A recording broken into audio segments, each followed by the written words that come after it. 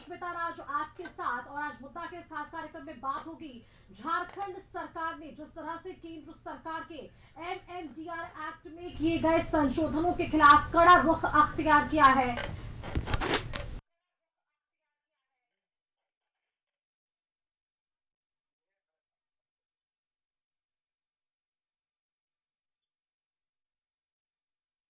MDR को लेकर यहां पर कड़ा रुख अख्तियार जरूर हो रहा है। राज्य के आर्थिक हितों की रक्षा के लिए सरकार कानूनी पहलू पर भी विचार कर रही है। राज्य सरकार का यह मानना है कि राज्य के खनिज संसाधन यहां की जनता की संपत्ति है और इनसे मिलने वाले राजस्व से जन कल्याणकारी योजनाएं चलाई जाती हैं। अब केंद्र के इस कदम को राज्य सरकार ने संघीय ढांचे पर प्रहार बताया।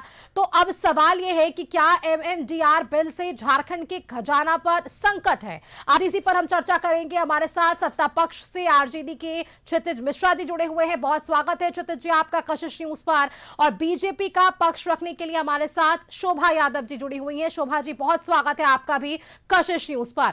सवालों की शुरुआत जो है मैं सबसे पहले आरजेडी की तरफ से रखना चाहूंगी क्योंकि क्षितिज जी आप सत्ता का पक्ष यहां पर रखने के लिए हमारे साथ जुड़े हैं। एमएमडीआर एक्ट को लेकर पिछले कई दिनों से बैठकें चल रही हैं। लगातार मुख्यमंत्री की तरफ से यह कहा जा रहा है कि यह काला बिल है, इसे स्वीकार नहीं किया जाएगा, आंदोलन ऐसा होगा जो कभी देश में नहीं देखा होगा। इस तरह की प्रतिक्रियाएं, आंदोलन की चेतावनी। और अब ऐसे में आरजेडी की बात करें तो वो किस तरह से इस दावे को देख रही है और आरजेडी का इस पर क्या स्टैंड होने वाला है राज्य सरकार के, अगर हम खान और खनन की बात करें तो? देखिए सुष्मिता जी, 24 जुलाई 2024 को सर्वोच्च न्यायालय के 9 न्यायाधीशों के पीठ ने एक फैसला सुनाया था जिसमें कि सरकारों को रॉयल्टी लेने का और खनन पर कर लगाने का अधिकार मिला था। और साथ में उन्होंने यह भी कहा था कि 1 अप्रैल 2005 से पूर्वव्यापी प्रभाव से जो भी बकाया है उन पैसों को वापस सरकारों को दिया जाए। लेकिन केंद्र सरकार ने जो अभी विधेयक लाया, जो बिल लाया है, इसमें ये सारी शक्तियों को समाप्त किया जाता है। तो संवैधानिक ढांचों पर हमला हम इसलिए कह रहे हैं क्योंकि कोर्ट के इस फैसला का ये उसके खिलाफ है। ये इसके साथ ही साथ कोर्ट ने यह भी इस विधेयक में यह भी है, इस बिल में यह भी है कि पुराने जो पैसे राज्य सरकारों को दे दिए गए हैं, जो कंपनियों ने बकाया वापस कर दिया है, वो पैसा वापस नहीं लेना है। लेकिन जो पैसे बकाया, जैसे झारखंड का 1,36,000 करोड़ रुपए बकाया है, वो पैसे अब नहीं दिए जाएंगे। इसमें पहली बात कि आर्टिकल 14 का समानता का अधिकार का सबसे पहले हनन है कि जब कोर्ट ने यह कह दिया कि पुराने पैसों को वापस देना है, तो उन कंपनियों को समझिए जो कंपनियों ने 2005 से पैसों को वापस दे दिया है सरकारों को। अब उन कंपनियों का क्या होगा? वो तो पैसा दे दिए हैं और जो कंपनियां नहीं दी है उन कंपनियों को अब देने की आवश्यकता नहीं है। तो ये दोनों में समानता का अधिकार का उल्लंघन है। दूसरा, सर्वोच्च न्यायालय ने पैराग्राफ 34 में यह लिखा है कि सरकारों का कर को लगाने का अधिकार को पूरी तरह से केंद्र सरकार खत्म नहीं कर सकती है। पृष्ठ 49 में यह है कि राज्य भूमि अधिग्रहण ग्रहण में राज्य का वो होता है, लेकिन ये आर्टिकल जो है ये सारी चीजों की, सारी हमारी जो हक है, हमारा जो अधिकार है, उसको छीनने की कोशिश करे। आप समझिए कि ऐसा कानून लाने की आवश्यकता क्यों पड़ी? ने भी प्रेस कॉन्फ्रेंस कहा था, 90% तक के उन्होंने बातें कही थी। इस पर क्या कहेंगे? क्योंकि लगातार यहाँ पर सेस टैक्स को लेकर भी सवाल खड़े किए जा रहे हैं और कहा जा रहा है कि राज्य सरकार के पास यदि इतना पैसा नहीं था तो चुनाव के वक्त हड़बड़ी में उन तमाम योजनाओं की घोषणा करना, जिसके लिए अब इस तरह के प्रहार करना। और ये लागू तो जो अगर एक्ट है वो सिर्फ झारखंड के लिए तो नहीं है, अन्य राज्यों के लिए भी है, ये भी सवाल है। दूसरे राज्यों का तुलना करके झारखंड को माप देना, या हमने इस कानून का विरोध किया है, हमने ये नहीं कहा कि इस कानून का हम सिर्फ झारखंड में कर रहे हैं। क्या उड़ीसा में नहीं कर रहे हैं? क्या पूर्व मुख्यमंत्री इसका विरोध हो रहा है? बाकी राज्यों में भी विरोध हो रहा है। केवल भारतीय जनता पार्टी इस कानून का विरोध नहीं कर रही है। और रघुवर दास जी ने जो 90% की बात की, क्या वो कर है? रॉयल्टी और कर में डिफरेंस होता है, ये रघुवर दास जी को नहीं पता होगा, इसलिए वो इस प्रकार की अज्ञान रूपी बातें कर रहे हैं। उन्होंने कहा कि हमने कल्याणकारी योजना जैसे मैया सम्मान योजना, अबुआ आवास योजना, ये इस कर के ऊपर ही लाया, ऐसा नहीं है। लेकिन राज्य सरकार पहले जब बनाती है बजट तो उसमें वो कर कहां से आ सकती है, इसका प्रावधान भी करती है। आप समझिए ऐसा बिल लाने का क्यों जरूरत पड़ा? वो इसलिए ये ऐसा बिल लेकर के आए, क्योंकि पूंजीपतियों का 1,36,000 करोड़ इनको माफ करना था। क्यों? क्योंकि कोर्ट का यह फैसला था कि 2026 में अप्रैल से 12 किस्तों में ये पैसों को राज्यों को वापस करना है। आप क्योंकि आपने सीधा सवाल बकाया राशि पर पूछा है, तो मैं एक बार चाहूंगी कि शोभा यादव जी का रुख कर लो। क्षितिज जी, आपके सवालों को हम लगातार लेंगे। शोभा यादव जी, इन दो सवालों का एक साथ जवाब दीजिएगा। सबसे पहले तो जो खजाना पर संकट की बात कही जा रही है राज्य सरकार की तरफ से, इस पर क्या आपकी स्टैंड रहेगी? बीजेपी क्योंकि मुखर होकर इस पर लगातार प्रेस कॉन्फ्रेंस कर रहा है, केंद्र सरकार की तरफ से झारखंड में भी बीजेपी की तरफ से प्रेस कॉन्फ्रेंस हो रही है, और सबसे बड़ी बात जो बकाया राशि की बातें कह रहे हैं, और जो क्षितिज मिश्रा जी ने भी कहा कि 12 किस्तों में पैसे देने की बातें थी, लेकिन ये तो पूरी तरह से अब निरस्त हो जाएगा।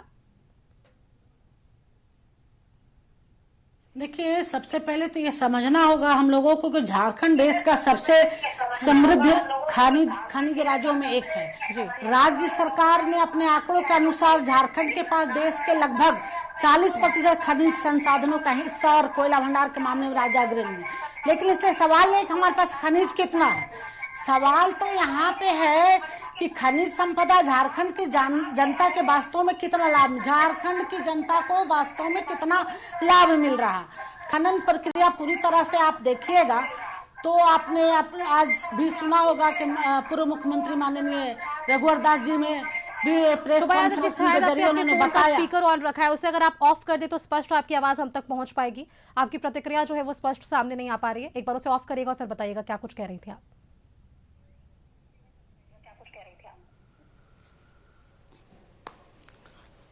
आवाज आ रही है? बिल्कुल बिल्कुल, बोलिए।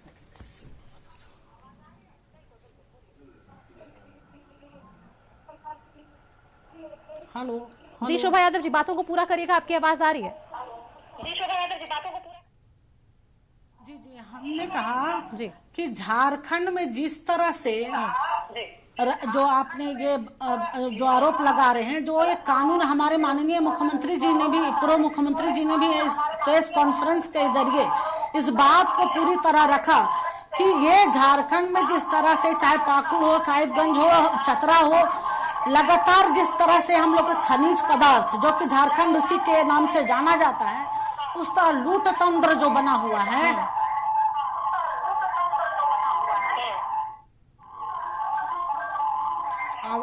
आवाज क्लियर नहीं आ रही। हाँ बिल्कुल शोभा यादव जी, मैं रिक्वेस्ट करती हूँ कि इसे पीसीआर से थोड़ा ठीक कर लिया जाए। जो आपने सवाल उठाया है उस पर मैं एक बार थोड़ी प्रतिक्रिया आरजेडी की तरफ से ले लेती हूँ फिलहाल के लिए। क्षितिज जी, आज जो प्रेस कॉन्फ्रेंस हुआ रघुवर दास की तरफ से, उसमें उन्होंने झारखंड को लूटखंड भी बताया।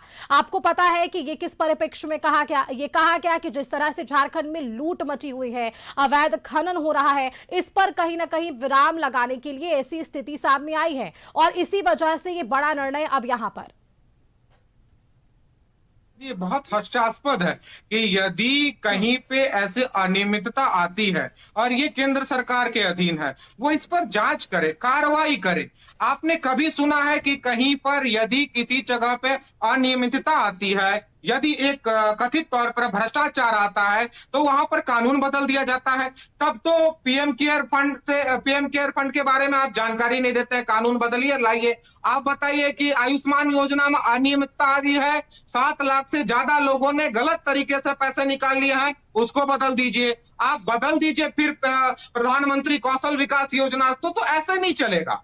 आप यदि कहीं अनियमितता आती है तो ये आपकी जवाबदेही है कि ये गलती हो रही है, तो इस पर जांच कीजिए ना। कौन मना कर रहा है आपको? अवैध खनन होता है तो उसको सील करने की जिम्मेदारी किसकी है? वहां पर सीसीटीवी फुटेज से निगरानी की जिम्मेदारी किसकी है?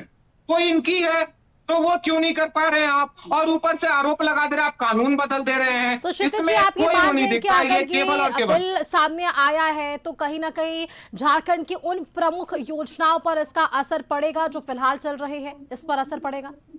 देखिए, भारतीय जनता पार्टी 2 चीजों से परेशान है।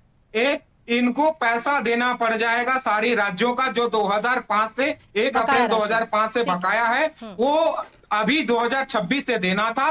इसको लेकर के ये कानून लेकर के आ गई है। दूसरा, राज्यों में, झारखंड जैसे राज्यों में जहां 40% खनिज है, वहां पर जब इसका विकास हो रहा है, उस खनिज के टैक्स से लोगों को पैसा दिया जा रहा है, वो स्वावलंबी बन रही है, वो आगे बढ़ रही है, महिलाओं को सशक्त किया जा रहा है, तो केंद्र सरकार के पेट में दर्द उठ रहा है। हम पूछना चाहते हैं, जब झारखंड के हक को दबाया जा रहा था तो भारतीय जनता पार्टी के सांसद कहां थे? आपको याद होगा कि सुदेश महतो जी भी इसमें संशोधन की बात कर रहे थे। तो जब चंद्र प्रकाश चौधरी जी भी बैठे हुए थे सदन में, जब ये कानून लाया गया था, जब चर्चा हो रही थी, उस वक्त चंद्र प्रकाश चौधरी जी कहां बैठे हुए थे? उस वक्त इन्होंने सवाल क्यों नहीं उठाया? ये सिर्फ और सिर्फ राजनीति करना चाहते हैं। ठीक है, आपने कुछ सवाल पूछे हैं। शोभा यादव जी हमारे साथ जुड़ी हुई है। शोभा यादव जी, आवाज पहुंच रही है मेरी आप तक?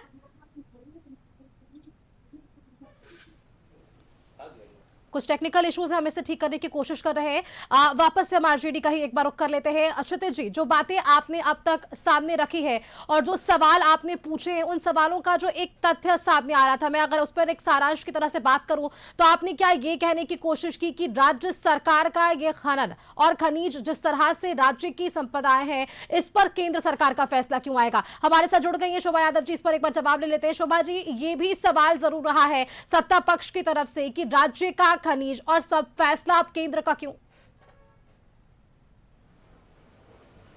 देखिए, सबसे पहली बात है, राज्य झारखंड की, राज्य की बात करें, राजस्व की, तो ये तो झारखंड में आप देख रहे हैं कि किस तरह से यहाँ पे चतरा हो, पाकुड़ हो, माइंस एरिया का जो भी कोडरमा हो गया, हर एरिया में आप देख रहे हैं जिस तरह खनिज पदार्थ हमारे भरे हुए हैं यहाँ पे झारखंड में। लेकिन वहां लगातार जिस तरह से इनलीगल खनन जो हो रहा है, आप भी पता होगा कि इनलीगल खनन के चलते, अवैध माइनिंग के चलते, वहां जो सरकार में बैठे हुए हैं, कांग्रेस जेएमएम की सरकार में जो अधिकारी, चाहे वहां के जो उनके पदाधिकारी जो बैठे हुए हैं, किस तरह उससे जुड़े हुए हैं और कैसे अवैध खनन के जरिए राज्य के राजस्व को नुकसान पहुंचा रहे हैं। तो सबसे पहले तो हम उन प्राकृतिक संसाधनों की बात करेंगे जो हमारे झारखंड में है और उस खनन के जरिए हम राज्य को फायदा पहुंचा सके। लेकिन जब इनलीगल खनन को हम लोग बढ़ावा दे रहे हैं, यहाँ की सरकार बढ़ावा देगी और उस पर कोई कंट्रोल नहीं है, जबकि कानूनन अपराध है, और उसमें अगर सरकार लगाम कसती है, अगर लीगल खदानों को बढ़ाती तो उससे राजस्व इनका बढ़ता। तो ये एक तरह से रोना ही रो रहे, क्योंकि ये लूटने का जो सबसे अच्छा जरिया था झारखंड के पूरे हर जगह में आप देखेंगे। हम जितने मैं जिलों को बताना चाहूंगी, जो कि एक सरकार के बहुत ही नजदीकी जेएमएम के ही एक बैठे हुए हैं, जिनके नाम सब पूरे झारखंड जानता है, वो किस तरह लूटने का काम कर रहे हैं, किस तरह से बालू और कोयला लूटने का काम कर रहे हैं, किसी से छुपा नहीं है। तो ये हम कह सकते हैं, हम इस तरह कह सकते हैं कि ये बिल्कुल सरकार रोना रो रही है, क्योंकि इस पे लगाम कसने जाएगा कि अवैध खनन पे इसका जो रोक होगा, और हमारे झारखंड के जो ओरिजिनल झारखंड के जो मैं ये समझ रही हूँ आपकी बात से कि इस निर्णय के बाद जिस तरह से अवैध खनन की बातें हो रही है, और आपका जो एक कड़ा सवाल है कि इसमें कहीं ना कहीं संलिप्तता राज्य सरकार के पहुंचे हुए कुछ अधिकारियों की भी है, इस पर जवाब ले लेंगे। लेकिन एक सवाल आपसे और होगा शोभा यादव जी, जो लगभग 1,36,000 करोड़ की जो बकाया राशि की बातें कही जाती है, ये भी इनका एक सवाल है कि अब ये नहीं देना पड़े, जो बड़े पूंजीपति हैं उन्हें बचाने के लिए इस तरह के भी निर्णय लिए गए हैं। 2026 के महीने की बात कही जा रही थी क्षितिज मिश्रा जी की तरफ से।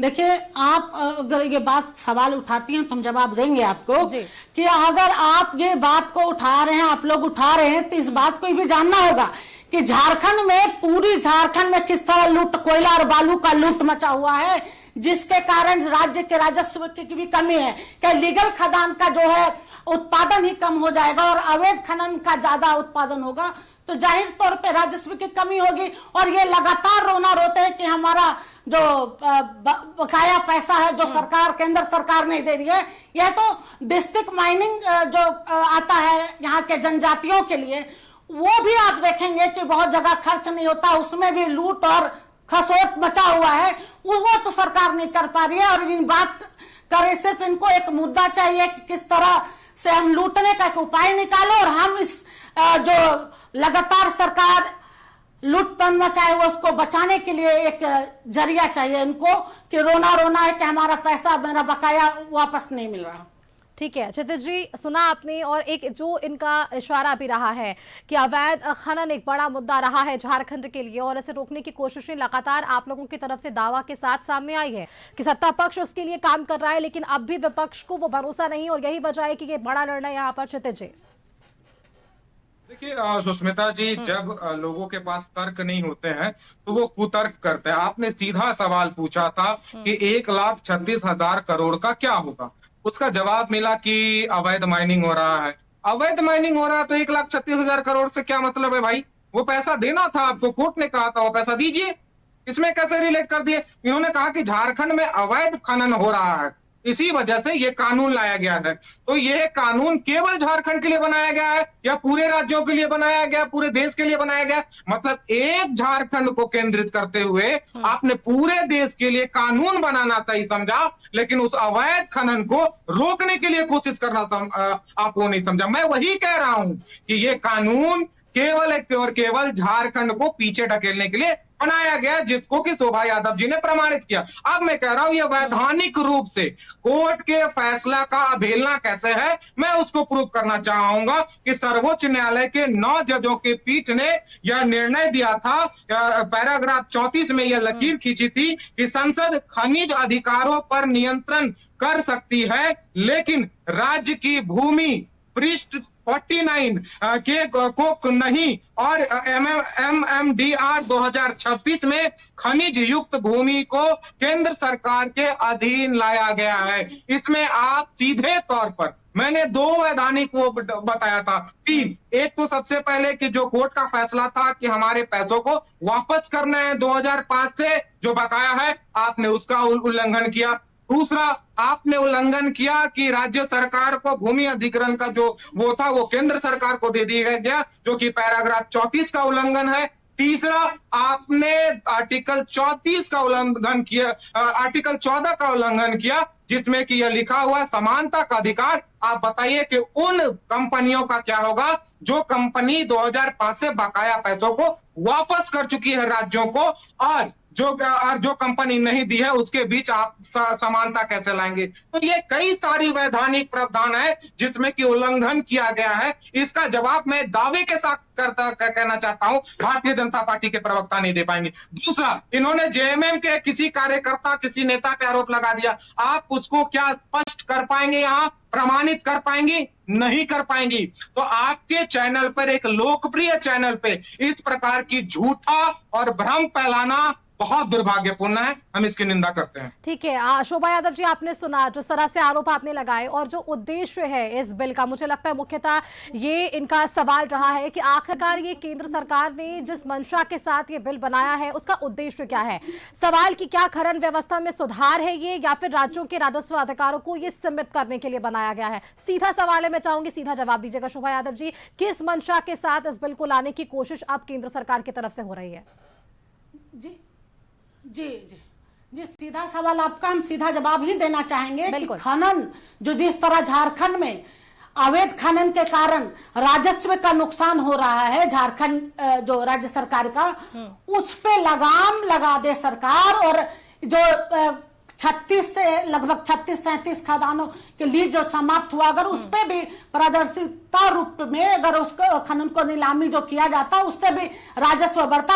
उस पे अवैध खनन पे सीधा तौर पे हम कहना चाहेंगे कि जिस ढंग से लूटा जा रहा, अवैध खनन हो रहा, उस पे लगाम लगाया जाए और लीगल माइनिंग को आगे बढ़ाया जाए, तो मुझे नहीं लगता है कि ये कोई बातें आएगी। लेकिन यहाँ सरकार के साथ साथ सभी जो कांग्रेस और JMM सरकार है, हम बात करेंगे, हम बात कर रहे हैं इनका, जैसे तो हम जेएमएम और कांग्रेस सरकार जिस तरह लूट मचाए हुए उस पर लगाम लगेगी और पूरा झारखंड का राजस्व जो है वो बढ़ेगा। ये सरकार तो सिर्फ छात्रों के आंदोलन से भागने के लिए, छात्रों के मुद्दों से भागने के लिए ये लगातार एक सवाल एक सवाल बस मेरा आपसे होगा, क्योंकि जिस तरह से एक सेकंड आ रही हूँ आपके पास। शोभा यादव जी, जो बकाया राशि की बात चली, आप कह रही हैं कि इनका ये रोना होता है कि अब राज्य सरकार जो है वो काम नहीं कर रही है, बस इनके पास एक ये मुद्दा है कि केंद्र सरकार बकाया राशि नहीं दे रही, इस वजह से काम नहीं हो रहा। ठीक है, ये मुद्दा हम समझ रहे हैं, लेकिन मुझे पहले ये बताइए कि अब जो सुप्रीम कोर्ट तक जाने का एक रुख अपनाने की कोशिश राज्य सरकार करने की बातें कह रही है, पहला बात। दूसरी बात, जिस तरह से हेमंत सोरेन मुख्यमंत्री ने पिछले दिनों ये कहा भी था कि आंदोलन ऐसा होगा इस मुद्दे को जिसमें देश ने कभी नहीं देखा होगा, ऐसी स्थिति वापस से क्यों आई? क्या नहीं लगता है कि जो एक खनिज संपदाओं से परिपूर्ण राज्य था, वहां पर मुख्यमंत्री से या फिर वरिष्ठ ऐसे अधिकारियों नेताओं से मिलकर मुलाकात कर उसके बाद इस पर निर्णय सामने आना चाहिए था? देखिए, खनन केवल खनिज निकालने का काम नहीं है, खनन के साथ पर्यावरण की भी जिम्मेवारी है और जमीन की जिम्मेवारी है, स्थानीय लोगों के अधिकार की जिम्मेवारी, और यहाँ के जो आदिवासी जनजातियों के यहाँ उसकी हक की भी बात है।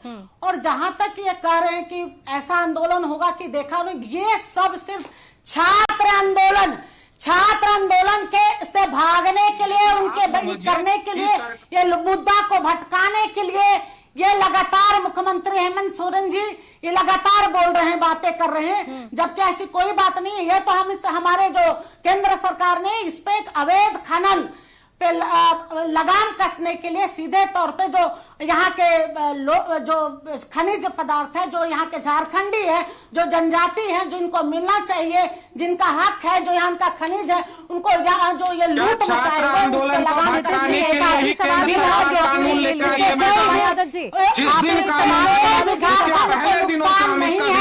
ये रोना सिर्फ रो रहे हैं, ये छात्रों के मुद्दों को भटकाने के लिए, छात्रों के हक के लिए समझ गए कि केंद्र सरकार ने ये निर्णय अब राज्य में समानता को लेकर लिया, अवैध खनन को रोकने के लिए लिया, और सभी सवालों का एक यही जवाब है कि अवैध खनन राज्य में ना हो, इस वजह से ये कड़ा कानून जो सामने आया है। आरजेडी का क्योंकि आप पक्ष रख रहे हैं क्षितिज जी, जाते जाते बस एक आखिरी सवाल आपसे लेना चाहूंगी, सुप्रीम कोर्ट जाने का रुख अख्तियार कर सकती है? क्षितिज जी एक सेकंड, सवाल तो सुन लीजिए, क्षितिज जी सवाल सुन लीजिए, क्षितिज जी सवाल सुन लीजिए। सुप्रीम कोर्ट जाने की बात कही जा रही है, इस पर आरजेडी का क्या रुख रहेगा? सवाल सुन रहे हैं क्षितिज जी? सारे बयान को देख लीजिए, ये हमारे सवालों का जवाब नहीं दे पा रही है। हमने सवाल पूछा कि आपने कोर्ट की जो निर्णय है उसका अवहेलना किया है, हमने सवाल पूछा कि 1,36,000 करोड़ को एक झटके में आपने नकार दिया है जो कि कोर्ट का फैसला है। हमने ये कहा कि समानता का अधिकार आर्टिकल 14 का आपने हनन किया है, उसके खिलाफ आप क्या करेंगे? उस पर बयान दे दीजिए ना। शोभा यादव जी। जी आवाज नहीं आ रही, क्या बोल रहे हैं? कई तरह के कानूनों के उल्लंघन की बात कही गई है यहाँ पर, जिस तरह से जो प्रतिक्रिया आई है, मैं चाहूंगी कि आखिरी एक प्रतिक्रिया आप भी इस पर दीजिएगा। शोभा यादव जी। देखिए, हम लोग लगातार झारखंड की जनता के हित की बात करते हैं, यहाँ के खनिज और संपदा जो है, यहाँ के लोकल लोगों को, यहाँ के झारखंडियों को उसका जो हक है उसको मिलना चाहिए, और हम लोग जो जिस तरह से झारखंड को लूटखंड बना दिया गया उसको हम लोग बचाने के लिए, झारखंड को बचाने के लिए हम लोगों ने जिस तरह से जो बिल पास हुआ है, तो हम लोग एकमत है कि झारखंड को आगे ले जाए। यहाँ के लोकल जनजाति है जिसके लिए डिस्ट्रिक्ट माइनिंग फंड आता है, उसको भी सही ढंग से इन लोग नहीं व्यवस्था कर पा रहे, उन लोगों तक पहुंचा नहीं पा रहे। आज भी आप देखेंगे तो चाईबासा और बहुत सारे जगह पे पानी इन लोग जो है जनजाति लोगों को पीने का व्यवस्था नहीं है, स्वास्थ्य का व्यवस्था नहीं है, जो कि माइनिंग का आता है जो डिस्ट्रिक्ट फंड वो भी खर्च नहीं कर पा रहे। तो ये बात जो बड़ी बड़ी करते हैं, सिर्फ लिख के व कागजों में लेके आते हैं और बड़ी बड़ी बात करते हैं, लेकिन वास्तविक और धरातल पे आप जाएंगे तो झारखंड में कोई भी काम नहीं हो रहा। यहाँ पे जो जिसका लीज समाप्त हो गया उसको भी लीज को भी ये लोग आगे नहीं कर पा रहे हैं, और अवैध खनन के चलते यहाँ झारखंड को ठीक है शोभा यादव जी, समझ गए कि सवालों का जवाब अवैध खनन ही है और राज्य सरकार के विकास की बात जो आप लोगों की तरफ से कही जा रही है। क्षितिज मिश्रा जी ने भी आज बखूबी यहाँ पर पक्ष रखा है, सवाल इनके भी कई थे। बहुत शुक्रिया आप दोनों का आज की इस चर्चा में शामिल होने के लिए, अपने अपने पार्टियों का पक्ष रखने के लिए। हमारे साथ बीजेपी की शोभा यादव जी थी और आरजेडी के क्षितिज मिश्रा जी थे, जिन्होंने बताया कि किस तरह से ये बिल जो है जब सामने आएगा तो खान और खनन को लेकर जो सवाल खड़े हो रहे हैं, जो बातें कही जा रही है कि क्या राज्य सरकार के खजाना पर इसका सीधा असर पड़ेगा, इस पर आज हमने चर्चा की है। फिलहाल के लिए इतना ही, लेकिन खबरों के लिए आगे आप देखते रहिए कशिश न्यूज। नमस्कार।